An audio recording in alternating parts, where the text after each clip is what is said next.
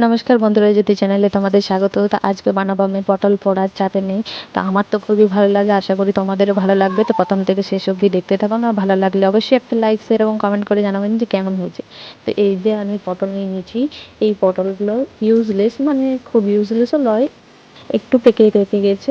তো এই একটু পাকা পাকা পটলে পোড়াতে ভালো হবে, আর তাড়াতাড়ি সেদ্ধও হবে। তো আমি পটলগুলো ভালোভাবে ধুয়ে নিচ্ছি, তারপর জল ঝরিয়ে এই দেখুন আমি একটু চাকুতে করে ফুটো করে নিয়েছি বা একটু চিড়ে নিয়েছি, কেননা এটা আবার পুড়তে দিলে খুব জোর ফেটে যায়। তো আমি এবার পুড়তে দিয়ে দিচ্ছি। আপনারা চাইলে গ্যাসেও পোড়াতে পারেন বা উনুনেও পোড়াতে পারেন। তো আমি গ্যাসের মধ্যেই পুড়িয়ে নিচ্ছি।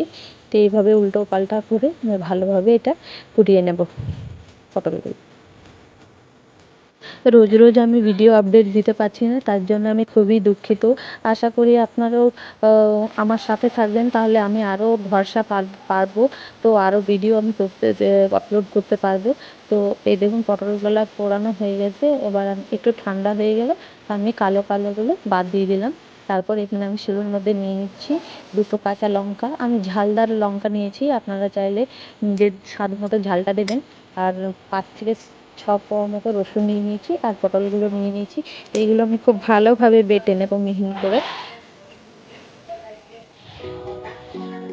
মিক্সির মধ্যে করলে কি, মিক্সির মধ্যে সেরকম একটা টেস্টার আসে না, শিলনোড়ার মধ্যেই যে টেস্টারটা আসে সেটা মিক্সির মধ্যে আসে না। তো আমি শিলনোড়াতেই বাটা ভালো মনে করেছি। তো আমি এটা খুব ভালোভাবে বেটে নেব। আশা করি বন্ধুরা আপনারা যদি সাপোর্টে থাকেন, তাহলে আমি আরও নতুন নতুন ভিডিও আমি আপলোড করব। তো বন্ধুরা আমি অনুরোধ করছি পাশে থাকার জন্য। আর যারা আছেন তাদেরকে অসংখ্য ধন্যবাদ। আর এই দেখুন আমার কথা বলতে বলতে বাটা হয়ে গেছে। না, আমি আর একটু মিহি করে নেব, যেন বুঝতে না পারা যায় যে এটা পটল। অবশ্য খেয়ে এত টেস্ট যে আপনারা ভাবতেও পারবেন না যে পেকে যাওয়া পটল দিয়ে এত সুন্দর একটা চাটনি হয়ে যাবে।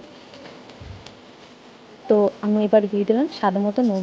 তো নুনটা তো আমি সঙ্গেই বেটে নেব। তারপর এটা তুলে নেব আমি বাটির মধ্যে। তো এই যে বাটা হয়ে গেছে, আমি একটা ছোট্ট বাটির মধ্যে তুলে নিচ্ছি। যেহেতু এটা পটল পোড়ার চাটনি, তো মানে ডেকোরেশনের মধ্যে এটার মধ্যে কোনো কিছু পাইনি। আমি এটার মধ্যে এক কোয়া রসুন দিয়ে দেবো ডেকোরেশনের জন্য। আর ওপর থেকে কাঁচা সর্ষের তেল ছিটিয়ে দিলাম, তাহলে সেন্টটা খুব সুন্দর আসবে। এবার দেখুন শেষের পালা। তো বন্ধুরা ভালো লাগলে অবশ্যই একটা লাইক এবং কমেন্ট করে জানাবেন। টাটা।